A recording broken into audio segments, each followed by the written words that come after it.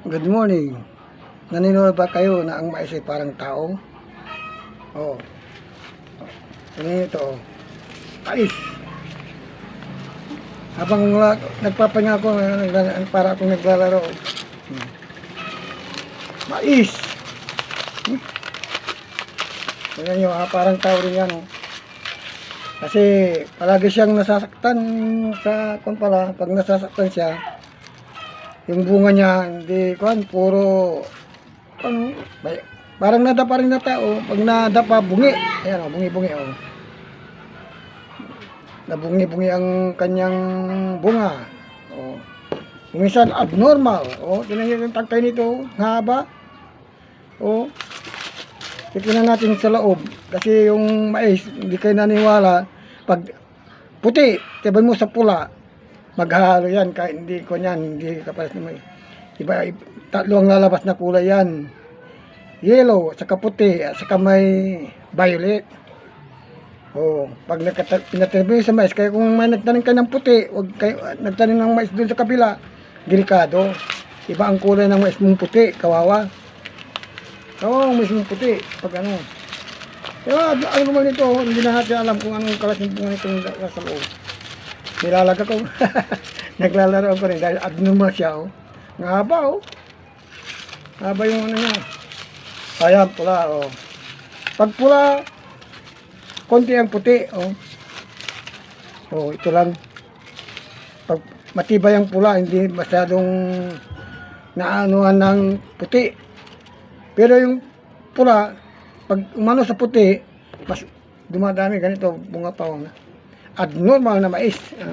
Kasi kahit nasa taas siya, pag nahanginan pala na ano ng tubig, nababasa, yun, babansot siya. Hindi mo maintindihan kung anong klaseng kanya. Kaya yung mga bunga niya, nasa taas na yan.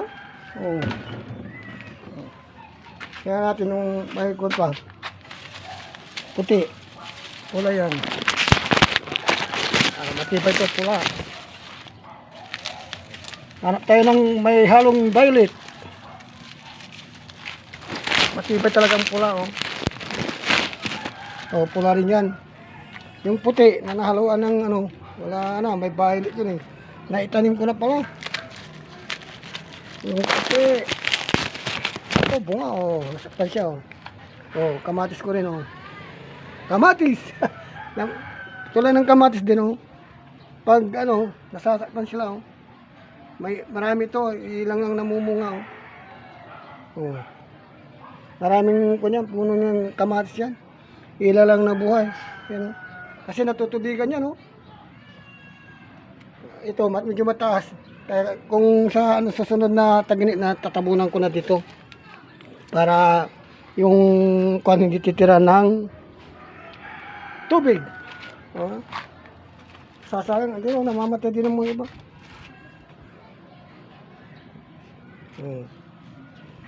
Mais.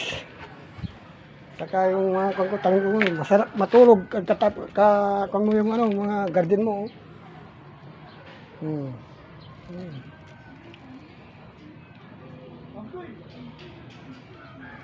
Garden nasa taas. Nakaligtas yung mga iba Yung sinasabi kong ano, yung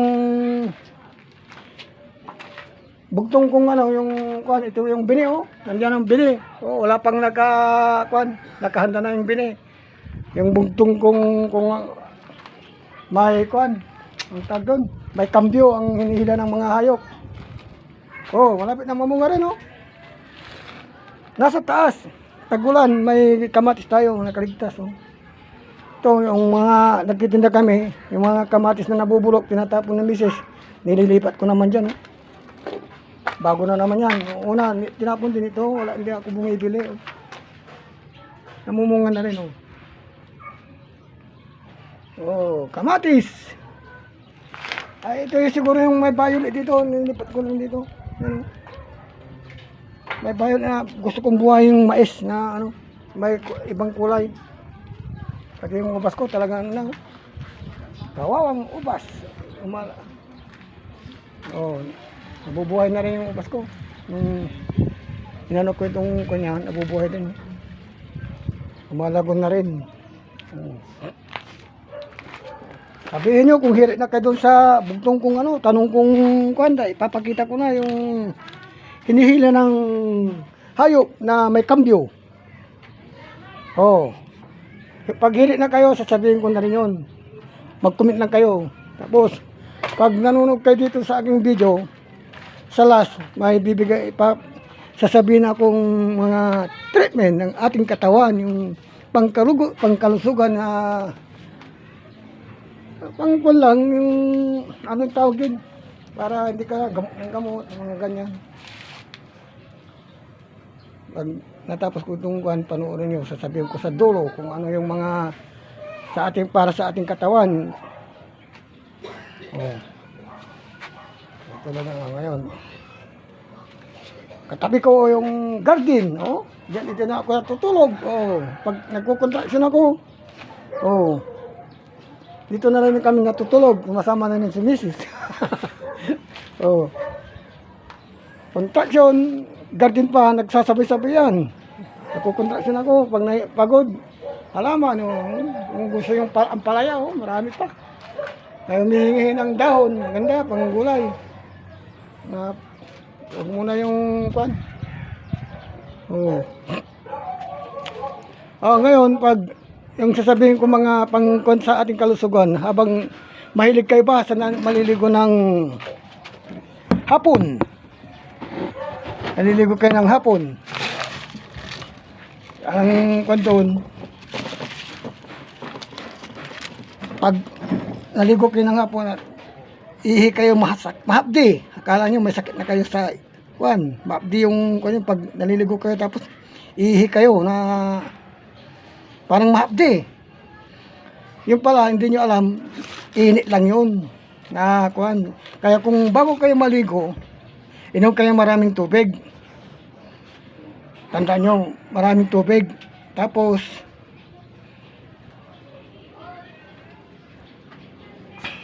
inom kayo maraming tubig. Tapos, pag naliligo kayo, uminom kayo ng tubig, ilagay nyo dito sa bunganga nyo para yung init ng katawan natin di aakyat sa taas.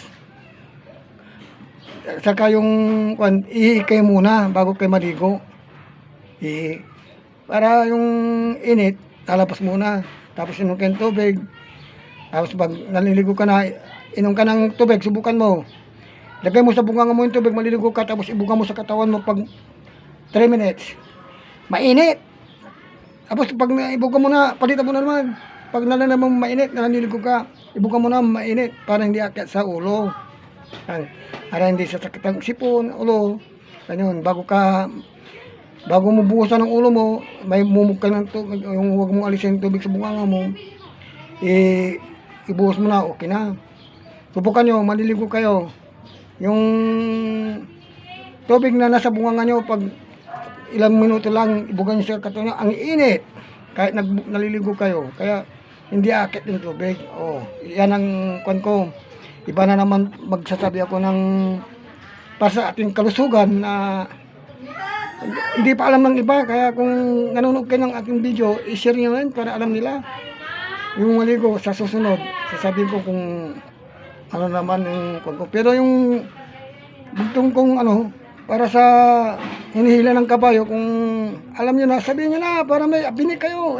Wala pang nakakuha. Kasi kung kuha niya, yachamba niya at nagtanong tama yung sagot, bigay ka agad. Para may malapit ng taniman na naman.